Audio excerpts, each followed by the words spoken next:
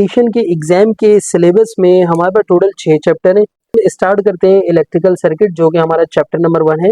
तो हमें पता होना चाहिए इलेक्ट्रिकल सर्किट कितने किस्म के होते हैं। एक सर्किट होता है सीरीज सर्किट, एक होता है पैरेलल। अच्छा देखिए, सीरीज सर्किट वो होता है कि जिसमें हम यहाँ से इसको सप्लाई गई प्लस वाली, इसी लाइन पर करंट फ्लो होगा, सेकंड बल्ब पे चला जाएगा।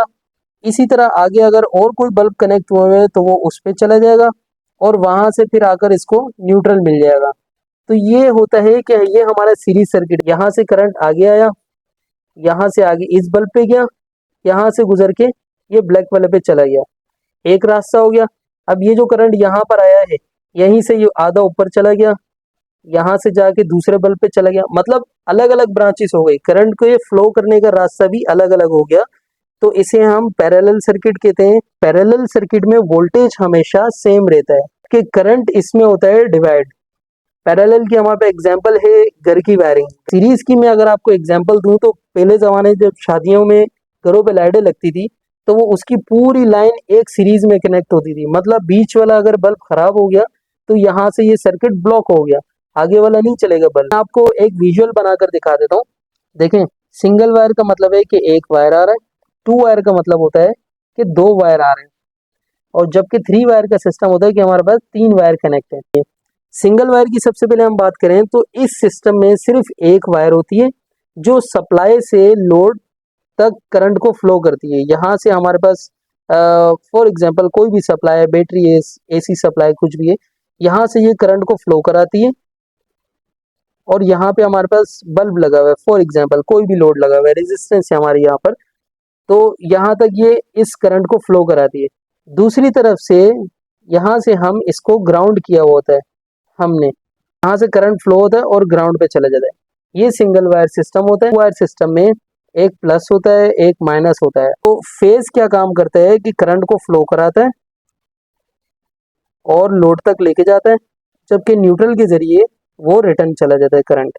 तो वायर सिस्टम का देखिए मैं आपको बताऊं, इस सिस्टम में 3 वायर होती हैं, 2 फेज होते हैं, फेज 1 फेज 2, जबकि एक वायर हमेशा न्यूट्रल की होती है। ये कोई सी भी हो सकती है, ये चेंज होती रहती है हमारी वेरिएशन के मुताबिक, कितनी हमारी फ्रीक्वेंसी है। इससे हमें 2 डिफरेंट वोल्टेजेस मिलते हैं। एक फेज न्यूट्रल के साथ मिलता है तो ये हमारे पास लो वोल्टेज बनता है, जबकि जब फेज के साथ मिलेगा, सॉरी यहीं पर फेज है, तो ये हमारे पास हाई वोल्टेज बन जाएगा। भी इलेक्ट्रिकल के बेसिक सर्किट में बेसिक 3 चीजें होती हैं। हमें पता होना चाहिए वोल्टेज क्या चीज है, करंट क्या चीज है, रेजिस्टेंस क्या चीज है। वोल्टेज किसको कहते हैं कि ये फोर्स होती है जो इलेक्ट्रॉन को चलने पर मजबूर करती है। फॉर एग्जाम्पल हमारे पास एक केबल है, कॉपर की वायर है, ये इसके अंदर से करंट कैसे फ्लो करता है। इसके अंदर ऐसी क्या चीज होती है जो हम कहते हैं कि करंट फ्लो कर रहे हैं, वो होता है इलेक्ट्रॉन्स। ये किसी भी कॉपर वायर के अंदर बहुत सारे फ्री इलेक्ट्रॉन होते हैं। जब पीछे से उन इलेक्ट्रॉन को पुश किया जाता है, धक्का लगाया जाता है, फोर्स लगाई जाती है, तो वो करंट आगे को मूव करते हैं, और मूव करते हैं आगे हमारा लोड कनेक्ट होता है, लोड के अंदर जाते हैं, अपना काम करते हैं, दूसरी तरफ से निकलकर रिटर्न पाथ पे चले जाते हैं। देखें, ये जो धक्का लग रहा है इलेक्ट्रॉन को, ये धक्का, ये कुव्वत, ये फोर्स हम जानते हैं वोल्टेज के नाम से। वोल्टेज कितना लग रहा है, कितना धक्का लग रहा है, 120 वोल्ट आ रहे हैं इस पे, 220 वोल्ट आ रहे हैं इस पे, 380 वोल्ट आ रहे हैं इस पे। ये पावर होती है कि कितने पावर से हम इलेक्ट्रॉन को धक्का लगा रहे हैं, तो इसको कहते हैं हम वोल्टेज। सही है। अब करंट क्या होता है, करंट होता है कि जो इलेक्ट्रॉन का फ्लो होता है सर्किट में, उसको हम करंट कहते हैं। मतलब इस केबल में से ये सर्किट है पूरा, यहाँ से इसको माइनस दे दिया हमने, यहाँ से इसको प्लस दे दिया हमने, और यहाँ पे ये हमारे पास लोड लगा हुआ है, तो ये लोड में से यहाँ से करंट आ रहा है, इस लोड में से घूम के यहाँ से रिटर्न जा रहा है, ये पूरा एक सर्किट बन गया। इस सर्किट में जो करंट फ्लो हो रहा है, उस फ्लो ऑफ करंट को हम उस फ्लो ऑफ इलेक्ट्रॉन्स को हम कहते हैं करंट। कितने इलेक्ट्रॉन फ्लो हो रहे हैं वो करंट हमें बताता है कि जितने ज्यादा इलेक्ट्रॉन होंगे, जितना ज्यादा करंट होगा। फॉर एग्जांपल 2 एम्पियर यूज हो रहे हैं और फॉर एग्जांपल 20 एम्पियर यूज हो रहे हैं, तो 20 एम्पियर में ज्यादा इलेक्ट्रॉन का फ्लो हो रहा है, 2 एम्पियर में इतना फ्लो नहीं हो रहा इलेक्ट्रॉन का। तो फ्लो ऑफ इलेक्ट्रॉन, इलेक्ट्रॉन का गुजरना, उसको हम करंट के नाम से कहते हैं। अच्छा, रेजिस्टेंस क्या होती है? रेजिस्टेंस हम कहते हैं रुकावट को।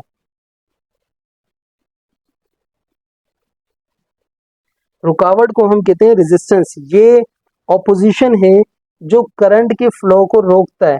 यहाँ पे बीच में कॉपर पे, लोहे पे जंग लग गया या किसी चीज पे जंग लग गया, कोई रुकावट बन गई बीच में, हमने वायर को कट कर दिया, या हमने रेजिस्टेंस बना दी, उसका रास्ता रोक दिया, इलेक्ट्रॉन को फ्लो करने से रोक दिया हमने, तो उस रुकावट को हम कहते हैं रेजिस्टेंस। इसी वजह से हम कहते हैं वोल्टेज पूरा नहीं आ रहा है, क्योंकि लो क्वालिटी की केबल यूज की हुई है। तो वो लो क्वालिटी का मतलब होता है कि उसमें वो मटेरियल उस हिसाब से यूज नहीं होता, बीच में रेजिस्टेंस ज्यादा है उसमें, इस वजह से इलेक्ट्रॉन उतना फ्लो कर रहा नहीं है, इस वजह से करंट इतना फ्लो नहीं कर रहा। अब V is equal to I into R, ये इलेक्ट्रिकल का सबसे बेसिक फॉर्मूला है। V हमेशा कहते हैं वोल्टेज को, I कहते हैं करंट को, R कहते हैं रेजिस्टेंस को। और ये फॉर्मूला हमें बताता है कि वोल्टेज किसके बराबर है, हमेशा करंट और रेजिस्टेंस को जब हम मल्टीप्लाई करेंगे तो हमारे पास हमेशा वोल्टेज आएगा। एक नॉर्मल सर्किट है, बेसिक सर्किट इलेक्ट्रिकल का। अच्छा, यहाँ पे, यहाँ से ये प्लस से करंट आ रहा है, इलेक्ट्रॉन का फ्लो हो रहा है, यहाँ पे है आई, ये रेजिस्टेंस है, इसको आर कहते हैं, और ये हमारे पास सप्लाई है, इसको हम वोल्टेज कहेंगे। अब फॉर एग्जांपल मैंने आपसे कहा कि हमारे पास यहाँ पर मौजूद है वोल्टेज 12 वोल्ट, सही है, और हमारे पास रेजिस्टेंस, हमारे पास बल्ब लगा हुआ है 6 ओम का। हमें पता करना है सर्किट में करंट कितना आ रहा है, तो हम कैसे पता करेंगे? करंट पता करना है, ये वाला फॉर्मूला, आई पता करना है। तो आई हमारे पास कितना है यहाँ पर, सॉरी, आई हमें पता करना है, आई यहाँ पे हमने लिख दिया। वी हमारे पास कितना है 12, और आर हमारे पास है 6, इसको डिवाइड कर देंगे, ये हमारे पास आ जाएगा 2।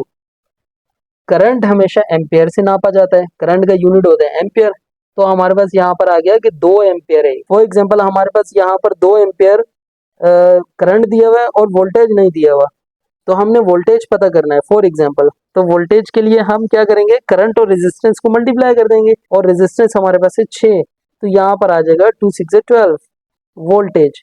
तो ये इसका बेसिक फॉर्मूला है, और इसी फॉर्मूले को हम ओम्स लॉ के नाम से भी जानते हैं इलेक्ट्रिकल टेक्नोलॉजी में। सबसे पहली और सबसे इम्पोर्टेंट चीज जो हमें हमारे पास होनी चाहिए वो है मल्टीमीटर। हम सबसे पहले मल्टीमीटर को वोल्ट पर लेकर जाएंगे और हम चेक करेंगे कि हमारी जो 12 वोल्ट की सप्लाई है, तो क्या ये सप्लाई 12 वोल्ट आ रही है या नहीं। प्लस माइनस पर नॉब लगाएंगे और हम चेक करेंगे जितनी हमें सप्लाई चाहिए उतनी हमें सप्लाई मिल रही है या नहीं। यहाँ से हमने इसे चेक कर लिया, स्विच हम बंद कर देंगे यहाँ से, सही है। अब हम अंदर की चीजें चेक करेंगे, सर्किट के अंदर की कंपोनेंट चेक करेंगे कि कंपोनेंट हमें हमारे किस हिसाब से कनेक्ट हुए हैं, रेजिस्टेंस हमारी कितनी कनेक्ट हुई है। कहीं ऐसा नहीं कि हमारा जो करंट है वो फालतू जाया हो रहा हो, यहाँ पर बिजली हमारी जाया हो रही हो, ऐसा तो नहीं है कहीं। तो ये हम रेजिस्टेंस पर मल्टीमीटर को लेकर जाएंगे और हम इन कंपोनेंट की रेजिस्टेंस चेक करेंगे। रेजिस्टेंस चेक करने के बाद हम नोट कर लेंगे हमारे पे रेजिस्टेंस चाहिए। अब कंटिन्यूटी टेस्ट होगा, सबसे इंपॉर्टेंट टेस्ट, और हर जगह इलेक्ट्रिकल सर्किट में यूज होने वाला टेस्ट होता है continuity test. Continuity test multimeter से कैसे यूज करते हैं, हम इसे कंटिन्यूटी पर लेकर जाते हैं। अक्सर कंटिन्यूटी का साइन ऐसा होता है, कंटिन्यूटी पर हम ऐसे लेकर जाते हैं। अब हम देखें यहाँ पर हमारे पास प्लस है, प्लस हमने कनेक्ट किया हुआ है यहाँ से प्लस में, ये पूरी एक केबल आ रही है, वायर आ रही है, अब ये अंदर अंदर से जा रही होती है, कनेक्ट हुई भी होती है। अब हमें ये वायर नजर नहीं आ रही कि अंदर से ये वायर टूटी हुई है या ये वायर टूटी हुई नहीं है, जुड़ी हुई है। तो हम कंटिन्यूटी कैसे टेस्ट करेंगे कि मल्टीमीटर का एक नॉब यहाँ पर लगाएंगे, एक नॉब हम यहाँ पर लगाएंगे, बीप का साउंड आएगा, इसका मतलब है कि ये वाली वायर बिल्कुल सही है।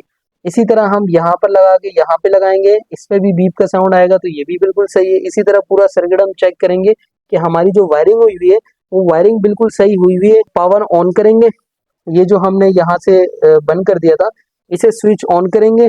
जब हम सब कुछ चेक कर लिया हमने, तो अब सर्किट की पावर ऑन करेंगे और देखेंगे कि हमारी चीजें चल गई या नहीं चली। तो इस तरीके से हम पूरा सर्किट एक टेस्ट करते हैं। नेविगेशन लाइट क्या होती है, शिप में नेविगेशन लाइट क्या होती है, नेविगेशन लाइट का सर्किट बनाकर दिखाओ।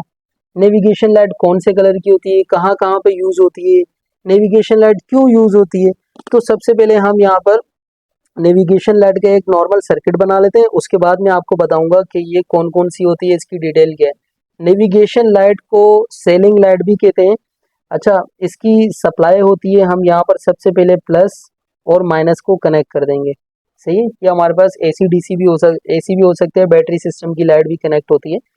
हम यहाँ से जब सप्लाई देंगे तो एक स्विच लगाएंगे, सबसे पहले स्विच लगा होता है नॉर्मली, सॉरी, और स्विच के बाद यहाँ पर सबसे पहले सेफ्टी के लिए एक रेजिस्टर दिया होता है। सेफ्टी ये किस चीज़ की रेजिस्टर होती है कि लाइट को ज़्यादा करंट ना चला जाए, या करंट को लिमिट रखने के लिए ये रेजिस्टर लगाया होता है। उसके बाद यहाँ पे ये बल्ब लगा हुआ होता है, ये बल्ब लगा होता है, इस ये नेविगेशन लाइट होती है, ये सेलिंग लाइट भी इसे कहते हैं। और यहाँ से ये आकर माइनस के साथ जुड़ जाता है। ये एक नॉर्मल सर्किट है। अब यहाँ पर ब्रिज से हमने इसे नेविगेशन लाइट को ऑन किया। ब्रिज में कैसे पता चलेगा कि नेविगेशन लाइट ऑन है या नहीं? तो हमने वहां पर भी एक इंडिकेटर देना होता है कि हमने नेविगेशन लाइट ऑन की है या नेविगेशन लाइट हमारी ऑन है। तो यहाँ से हम यहीं से एक यहाँ से कनेक्शन उठाकर हम यहाँ पर एक ट्रांजिस्टर लगता है और यहाँ से इंडिकेटर लाइट बन जाती है, एलईडी, जो के ऊपर ब्रिज में इंडिकेट करती है। और यहाँ से इसको न्यूट्रल से बाहर निकाल देते हैं। सही है। अच्छा, यहाँ पे इसके साथ भी एक रेजिस्टर लगता है जो लिमिट में रखता है इसको। तो ये एक नॉर्मल सर्किट है हमारा नेविगेशन लाइट का। अच्छा, देखें अब नेविगेशन लाइट इसमें होती क्या है। नेविगेशन लाइट एक इलेक्ट्रॉनिक सिस्टम होता है जो एक वेसल या जो शिप पे उसकी यूज होता है, और ताकि वो अपनी पोजीशन, डायरेक्शन और स्टेटस दूसरों को बता सके। समंदर में शिप चल रहा है, अंधेरा है, वो किस तरह बताएगा कि मैंने यहाँ पर टर्न करना है, यहाँ पर टर्न करना है या सीधा जाना है? तो वो नेविगेशन लाइट के जरिए बता रहा होता है कि ये शिप सीधा जाएगा, ये शिप राइट साइड पे मुड़ेगा, लेफ्ट साइड पे मुड़ेगा। अब मैं आपको बताता हूँ कि ये देखें इसके कंपोनेंट, तो ये मैंने ऑलरेडी बता दिया। एक बल्ब लगा होता है, रेजिस्टर जो करंट को लिमिट करता है, स्विच लगा होता है, इसकी सप्लाई होती है। ये तो नॉर्मल ये इस तरह सर्किट होता है इसका। अगर आपसे सर्किट बनाने को कहें तो आप इस तरह का नॉर्मल सर्किट बनाकर उसको बता सकते हैं कि ये यहाँ पे रेजिस्टेंस है, यहाँ पे ये स्विच है, और ये इस तरह से हम स्विच ऑन करते हैं। रेजिस्टेंस करंट को लिमिट रखते हैं ताकि बल्ब खराब ना हो जाए। और बल्ब हमारी ये नेविगेशन लाइट होती है जो अलग अलग रंग की होती है। हेड लाइट हमेशा लगती है लेफ्ट साइड पर लगती है, और लेफ्ट साइड को हम शिप पर कहते हैं पोर्ट साइड। राइट साइड पर जो लाइट लगती है होती है ग्रीन कलर की, तो इसको स्टार बोर्ड भी कहते हैं। और वाइट कलर की जो लाइट होती है वो या तो आगे की तरफ लगती है या तो पीछे की तरफ लगती है, जो बताती है कि हमने सीधा जाना है। तो हमने अभी पिछले चैप्टर में पता किया कि ओम्स लॉ क्या होता है, हमें पता है वोल्टेज क्या होता है। वोल्टेज हमें पता है एक फोर्स होती है जो इलेक्ट्रॉन को पुश कर दी है। इसी तरह करंट क्या होता है, फ्लो ऑफ इलेक्ट्रॉन। किसी भी सर्किट में इलेक्ट्रॉन का गुजरना हमें करंट, हम करंट कहते हैं उसे। रेजिस्टेंस क्या होती है कि इलेक्ट्रॉन के फ्लो करने में जो रुकावट आती है उसे हम रेजिस्टेंस कहते हैं। की शिप में इंजन रूम में एक बिल्ज पंप का सर्किट है। सही है, एक सर्किट बना हुआ है बिल्ज पंप का। अब वहां पर एक सप्लाई आ रही है एसी, यहाँ पे ये पंप लगा हुआ है, और यहाँ पे ये इसको आपने स्विच लगाया हुआ है, और ये पंप लगाकर आपने इसको सर्किट को, ये फॉर एग्जांपल एक बिल्ज पंप का सर्किट है। सही है। अब सर्किट ब्रेकर ट्रिप हो रहा है, आपने सर्किट का वोल्टेज चेक किया, यहाँ से एक नॉब लगाए, यहाँ पे एक नॉब लगाई, वोल्ट मीटर से आपने यहाँ से इसे चेक किया तो आपके पास आ रहा है 440 वोल्ट। सही है। और एमीटर से आपने करंट चेक किया तो आपके पास आ रहा है 40 एम्पियर। आपको ये पता करना है कि मोटर की रेजिस्टेंस कितनी है। सही है। अब रेजिस्टेंस पता करने के लिए हमने अभी देखा था कि हमारे पास फॉर्मूला था V is equal to I into R. R पता करना है, आई को यहाँ ले जाएंगे, हम आर को अलग कर देंगे, V अपॉन आई कर देंगे। सही है। हमें V पता है 440, आई पता है 40। सही है। तो हमारे पास आर कितना आ जाएगा, आर हमारे पास आ जाएगा 11 ओम। रेजिस्टेंस, इस सर्किट की रेजिस्टेंस आ गई 11 ओम। सही है। अगर मोटर की स्पेसिफिकेशन में जो उस पर शीट लगी होती है उसमें रेजिस्टेंस 11 ओम के करीब है तो सब ठीक है, ये सर्किट बिल्कुल ठीक है। लेकिन अगर आपकी रीडिंग, अगर नंबर प्लेट पे यहाँ पे स्पेसिफिकेशन में 11 ओम आ रही है इस मोटर की रेजिस्टेंस, लेकिन आप जो रीडिंग निकाल रहे हो उसके मुताबिक यहाँ पर रेजिस्टेंस आ रही है 1 ओम या 2 ओम, मतलब बहुत कम आ रही है। तो इसका मतलब कि इस मोटर के अंदर जो वाइंडिंग थी वो कंटिन्यूटी की तरफ चली गई। मतलब कंटिन्यूटी का मतलब है कि इसके अंदर शॉर्ट सर्किट हो चुका है, इसके अंदर वायरिंग जो आपकी है, वायरिंग इसके अंदर जो वाइंडिंग है आपकी वो जल चुकी है, उसके अंदर रेजिस्टेंस खत्म हो गई है। इस तरीके से ये हमारे पास प्रैक्टिकल शिप में ये चीजें सब यूज होती हैं। तो आपसे पूछा जाएगा एम मीटर क्यों यूज करते हैं। एम मीटर हम यूज करते हैं करंट को मेजर करने के लिए किसी भी सर्किट में। P is equal to V into I. Voltage को जब हम मल्टीप्लाई करेंगे करंट से तो हमारे पास आ जाएगा पावर। यहाँ पे AC सप्लाई है, मोटर के साथ कनेक्ट किया हुआ है। वोल्टेज फॉर एग्जांपल हमारे पास 440 यहाँ पर अवेलेबल है 3 फेज की, सही है। और मोटर की रेटिंग हमारे पास लगी हुई है 15 किलोवाट की मोटर हमारे पास लगी हुई है। अब हमने यहाँ पर ये ब्रेकर लगाना है, CB का मतलब है सर्किट ब्रेकर। हमें क्या पता चलेगा कितने एम्पेयर का ब्रेकर यहाँ पे हम लगाएं। ब्रेकर बार बार ट्रिप कर रहे हैं, ब्रेकर बार बार जल रहे हैं, खराब हो रहे हैं। हम कैसे पता करेंगे कि हमें कितने एम्पेयर का यहाँ पे ब्रेकर लगाना चाहिए जो इस 15 किलोवाट के लोड के मुताबिक यहाँ पर ये यूज हो सके।